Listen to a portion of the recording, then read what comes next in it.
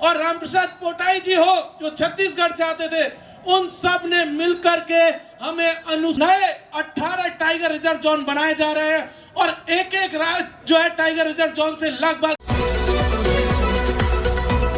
आदिवासियों को एकजुट करने के लिए निकली है। मैं राजस्थान के मीणा समाज से आता हूं। हमारे जो साथी आए हुए हैं वो राजस्थान के भील समाज से हैं, कुछ और समाजों से आए हैं, यहाँ मुंडा समाज से हैं, आपके ओराव से हैं, संथाल से हैं, अलग अलग समाजों के लोग हैं। और यही हमारी इस पार्टी की खूबसूरती है और यही वो बात है जो इस पूरे के पूरे प्रांगण में जितने लोग बैठे हैं इसके स्वरूप को अखिल भारतीय स्वरूप देते हैं। और इसी बात को लेकर के हम यहाँ पर आए हैं कि पिछले 200 सालों से हमारी एक लड़ाई पूरे देश में चल रही है। जब ये देश अंग्रेजी हुकूमत का गुलाम था, जब ये देश राजा महाराजाओं का गुलाम था, तब भी हम लोगों ने एक लड़ाई लड़ी थी और वो लड़ाई थी कि हम कैसे अपनी भाषा, संस्कृति, इतिहास, परंपरा, विरासत को बचाएं, अपने जल, जंगल और जमीन को बचाएं। और इस लड़ाई को लड़ते हुए हमारे पुरखे शहीद हो गए और उसी विरासत को आगे ले जाते हुए भारत आदिवासी पार्टी अपना प्रारंभ जो है झारखंड के इस मैदान से करने जा रही है।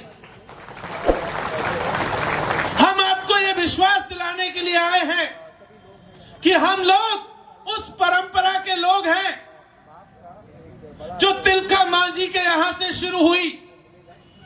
हम लोग उस परंपरा के लोग हैं जो बिरसा मुंडा के यहां शुरू हुई। हम लोग उस परंपरा के लोग हैं जो टंट्या भील ने शुरू की थी। हम लोग उस परंपरा के लोग हैं जो देश के अलग अलग हिस्सों में हमारे पुरखों ने शुरू की थी। ये लड़ाई कोई छोटी लड़ाई नहीं है साथियों। ये लड़ाई बहुत अलग अलग लोग अलग अलग किस्म की लड़ाई लड़ रहे हैं। कुछ लोगों की लड़ाई है कि किसी को विधानसभा जाना है, किसी को लोकसभा जाना है, किसी को संतरी बनना है, किसी को मंत्री बनना है। लेकिन भारत आदिवासी पार्टी की लड़ाई आप सबके हमारे अपने अस्तित्व को बचाने की लड़ाई है, आदिवासियों को बचाने की लड़ाई है। इसलिए हम यहां से कुछ बातें कहने के लिए आए हैं कि इस देश में आजादी के पहले और आजादी के बाद एक षड्यंत्र चला, सरकारों ने चलाया, सुनियोजित ढंग से चलाया गया और उस षड्यंत्र के तहत सबसे पहले हमारे जो है धर्म कोड को छीना गया। आप सबको याद है कि नहीं याद है, बताइए। याद है ना? आजादी के पहले हमारा अपना धर्म था और हम तो वो लोग हैं जो इन धर्मों के इस देश में आने के पहले से रहते आए हैं। जब इस देश में कोई धर्म नहीं था, जब इस देश में कोई सरकार नहीं थी, जब इस देश में कुछ नहीं था, तब से हम लोग आए हैं। हम लोगों ने इस देश को बनाया, लेकिन आजादी के बाद एक षड्यंत्र के तहत सबसे पहला काम हुआ कि हमसे हमारी पहचान को छीन लिया गया। आज झारखंड के इस मैदान से एक बात यहां से कहने आए हैं कि हम अपनी पहचान को वापस लेने के लिए आए हैं, आदिवासी धर्म कोड की मांग करने के लिए यहां से आए हैं, अपनी लड़ाई को फिर से लड़ने के लिए यहां से आए हैं। साथियों, संविधान के साथ साथ हमारे पुरखे संविधान सभा के भीतर, चाहे जयपाल सिंह मुंडा हो, चाहे निकोलस रॉय हो जो असम से आते थे, देवेंद्र नाथ सामंत हो, पानीफास लाकड़ा हो, फूलबान शाह हो और रामप्रसाद पोटाई जी हो जो छत्तीसगढ़ से आते थे, उन सब ने मिलकर के हमें अनुसूची 5 दिलवाई थी। आपको याद है कि नहीं याद है? लेकिन क्या हुआ उस अनुसूची 5 का? आज जिस अनुसूची 5 के तहत हमारी जमीनों को बचाने का जिम्मा था, वो जमीनें आज हमसे लगातार छीनी जा रही है। संविधान सभा के भीतर जब जमीनों का बात आई थी, तब जयपाल सिंह मुंडा ने एक बात कही थी। उन्होंने कहा था कि आदिवासियों की जमीनों को जो है अनुच्छेद 13 के तहत मूल अधिकार में शामिल किया जाए, अन्यथा आने वाले दिनों में आदिवासियों को खत्म कर दिया जाएगा। वहां पर उनकी बात को नहीं सुना गया और उसका खामियाजा आज हम लोग यहां भुगत रहे हैं। साथियों, जिस लड़ाई को संविधान सभा के भीतर जयपाल सिंह मुंडा जी लड़ रहे थे, उसी लड़ाई को हम फिर से यहां से शुरू करने के लिए आए हैं कि हमारी जमीनें किसी सरकार की बपौती नहीं है, हमारी जमीनें किसी वन विभाग की बपौती नहीं है। ये पूरा देश आदिवासियों का है, ये जमीन आदिवासियों की है। साथियों, इसके साथ साथ और कुछ चीजें हुई जो पिछले दिनों हुई। इसी जमीन को छीनने के लिए पिछले साल हमारे देश की सरकार 2 कानून लेकर के आई। एक कानून का नाम था वन्य जीव संरक्षण अधिनियम, दूसरा कानून था वन संरक्षण अधिनियम। और दोनों कानूनों के जरिए हमारे पेशा एक्ट को, हमारी अनुसूची 5 को, अनुसूची 6 को खत्म करने की साजिश शुरू हो चुकी है। और उसके तहत कहा जा रहा है कि पूरे देश भर में आदिवासी जहां जहां रह रहे हैं उन इलाकों में टाइगर रिजर्व जोन बनाए जाएंगे। आपके यहाँ पलामू में भी है, पलामू में है कि नहीं है? पूरे देश में नए 18 टाइगर रिजर्व जोन बनाए जा रहे हैं और एक एक राज्य जो है टाइगर रिजर्व जोन से लगभग 40 से 50 गांव को उजाड़ने का सिलसिला शुरू हो चुका है। राजस्थान में 2 जगह इसी तरीके के नोटिस आ चुके हैं। आपके यहाँ भी आने वाले दिनों में ये नोटिस आएंगे। इसलिए साथियों, हम लोगों को ये जो नए काले कानून है, इसके खिलाफ भी इस लड़ाई को शुरू करने की जरूरत है। और हम यहाँ से ऐलान करते हैं कि हम इन कानूनों के खिलाफ भारत आदिवासी पार्टी के बैनर तले अपनी लड़ाई को आगे लड़ेंगे। साथियों, आप सब लोग देख रहे हैं कि किस तरीके से आदिवासियों के जो संवैधानिक हक हैं, चाहे आरक्षण हो चाहे बाकी चीजें, उसको छीनने का सिलसिला शुरू हो गया। लगातार पूरे देश भर में अनुसूचित जनजाति का जो क्राइटेरिया, एसटी का जो स्टेटस है, उसमें गैर आदिवासियों को शामिल करने का सिलसिला शुरू हुआ है। आपके यहां पर भी है। आप देखेंगे तो पता चलेगा कि हिमाचल के भीतर, जम्मू कश्मीर के भीतर वहां के अपर कास्ट को, ब्राह्मणों को, ठाकुरों को एसटी का स्टेटस दे दिया गया और उसके जरिए आपके हक को छीनने का सिलसिला शुरू हो रहा है। और वो यहां पर भी है। इसलिए जो लगातार ये जो साजिशें हो रही है, इस साजिश के खिलाफ भी हमें अपनी आवाज को बुलंद करने की जरूरत है। दूसरी तरफ आरएसएस के लोग हैं जो डीलिस्टिंग के नाम पर आदिवासियों को बांटने का काम कर रहे हैं। वो कहते हैं कि जो आदिवासी हिंदू नहीं है उसका आरक्षण छीन लेना चाहिए, उसके संवैधानिक हक छीन लेना चाहिए। तो हम यहां से कह देना चाहते हैं कि देश के आदिवासी पहली बात तो धर्मपूर्वी लोग हैं, ये धर्म बाद में आए।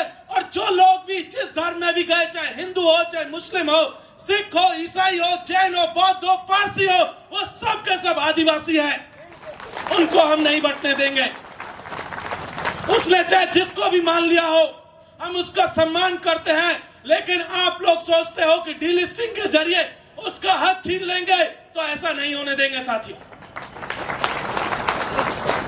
एक और चीज जो इस सरकार ने शुरू की, आपने देखा होगा कि आदिवासी इलाकों में छोटे छोटे कस्बों को नगर पालिका, नगर निगम बनाया जा रहा है। नगर पालिका और नगर निगम के जरिए दरअसल सरकार कर क्या रही है, जिस इलाके को, जिस पंचायत को नगर निगम बनाया जाएगा, नगर पालिका बनाया जाएगा, वहां पर आपका पेशा एक्ट लागू नहीं होगा। आपकी ग्राम सभा के अधिकार खत्म कर दिए जाएंगे। हमने पिछले साल उदयपुर में जब वहां की जो नगर पालिका का क्षेत्र बढ़ाया था, हम लोगों ने लड़ाई लड़ी। बबीता जी यहाँ पर मौजूद है। हम लोग कोर्ट में गए, उस लड़ाई को जीते और जो उन्होंने जो नोटिस निकाला था उसको वापस लेना पड़ा। इसलिए साथियों, इन साजिशों को समझने की भी हमें जरूरत है। एक तीसरी चीज, बहुत जरूरी चीज, 2006 में इस देश में फॉरेस्ट राइट एक्ट आया, जिसके तहत आदिवासियों को जमीन पर मालिकाना हक दिया गया, पट्टा दिया गया, लेकिन पता चला पिछले साल तक पूरे देश में मात्र 23 लाख आदिवासियों को जमीन पर आज तक पट्टा मिला है। इस देश में लगभग 13 करोड़ आदिवासी हैं और अगर 23 लाख को काट भी दे तो पता चलेगा लगभग 12 करोड़ से ज्यादा लोग आज की तारीख में बिना पट्टे के हैं। और जिस दिन सरकार चाहेगी, सुप्रीम कोर्ट का 2019 का ऑर्डर है, उस ऑर्डर के तहत आपको आपकी जमीनों से बेदखल कर देगी। इसलिए साथियों, हम सबको एकजुट होने की जरूरत है, हमें अपने आप को बचाए जाने की जरूरत है। भारत आदिवासी पार्टी पूरे देश के आदिवासियों को एकजुट करने के लिए निकली है। जो लोग हमारे साथ आना चाहेंगे उनका स्वागत है, और जो लोग अलग अलग झंडों तले लड़ रहे हैं उनसे भी कहना चाहेंगे कि आ जाइए, वक्त है, नहीं तो आने वाले दिनों में कोई नहीं बचेगा। एक एक करके इसी तरीके से मार दिए जाएंगे सबके सब, जैसे हमारे पुरखों को अलग अलग तरीके से मारा गया षड्यंत्रों में।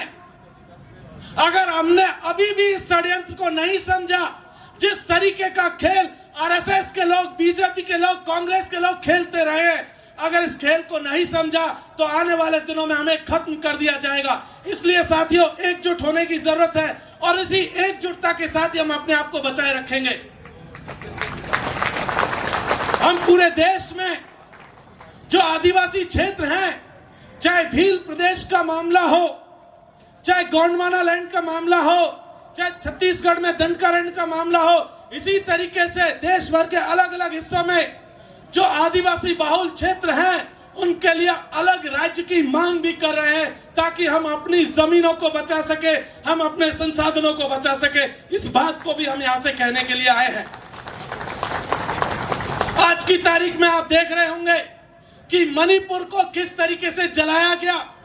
आपने देखा होगा कि लद्दाख पिछले 1 साल से आंदोलन में है।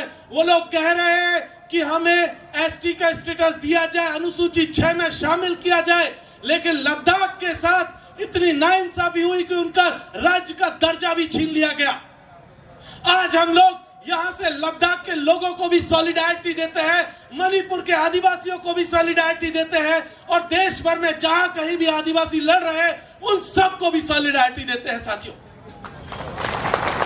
और अंत में मैं अपने जो साथी हैं, एक और चीज मैं कहकर के अपनी बात को खत्म करूंगा कि देश में आरक्षण के ऊपर भी लगातार कुठाराघात हो रहा है। आरक्षण की व्यवस्था से हम सब लोग परिचित हैं। जो साथी पढ़े लिखे वो सब जानते हैं कि आरक्षण का मतलब क्या है। लेकिन 2017 के बाद से हमारे देश की सरकार एक नया कानून लेकर के आई थी, जिसका नाम था लैटरल एंट्री। अंग्रेजी में कहते हैं उसको, हिंदी में कहते हैं, अगर साधारण भाषा में समझे तो चोर दरवाजे से किसी को नौकरी दे देना। सरकार ने पिछले 5-6 सालों में सैकड़ों लोग सीधे के सीधे जो है सेक्रेटरी बना दिए। जहां एक आईएएस को, आईपीएस को पहुंचने में 15 साल लगते हैं, वहां उन्होंने बिना किसी परीक्षा के, बिना किसी इंटरव्यू के, उन्होंने सीधे उन्हें सेक्रेटरी बना दिया गया, जॉइंट सेक्रेटरी बना दिया गया, डायरेक्टर बना दिया गया। और उसके बाद से हुआ यह कि वहां पर एक भी आदिवासी आज की तारीख में नहीं है। जब हमारे लोग सरकार में नहीं होंगे तो आप ये बताइए हमारे लिए लोग लड़ेगा कौन। आज ही की एक रिपोर्ट है, इस देश में लगभग 13 आईआईएम है और 13 आईआईएम में आपके आदिवासियों की संख्या 0 है। पूरे देश का एक भी आदिवासी किसी भी आईआईएम में प्रोफेसर नहीं है। इसलिए साथियों, इस साजिश को समझने की जरूरत है, और इस साजिश को अगर हम लोग समझेंगे तो आने वाले दिनों में हम सब लोग बच पाएंगे। बहुत बहुत शुक्रिया। अंत में मैं अपने जो साथी आज ज्वाइन कर रहे हैं उन सबको मैं स्वागत करता हूं, चाहे वो आदिवासी जन परिषद से प्रेम साई मुंडा जी हों, आदिवासी सेना के अध्यक्ष अजय कश्यप जी हों, कुरदेशी मुंडा जी हों, अखिल भारतीय आदिवासी विकास परिषद अभय ऊट कुमार जी हैं, आदिवासी लोहरा समाज कुलभूषण डोंगडोंग है, सुरेंद्र लिंडा जी भारत मुंडा समाज, सुनील सिंह मुंडा जी, रामाशीष करमाली जी, सुरजू हांसा, श्याम चंद पाहन पार्टी में शामिल हो रहे हैं, इन सबको बधाई, स्वागत, बहुत बहुत शुक्रिया। जय जोहर का नारा है, अरे जय जोहर का नारा है, देश हमारा है, अरे एक तीर एक कमान, सभी आदिवासी एक समान, अरे एक तीर एक कमान। सभी आदिवासी एक समान।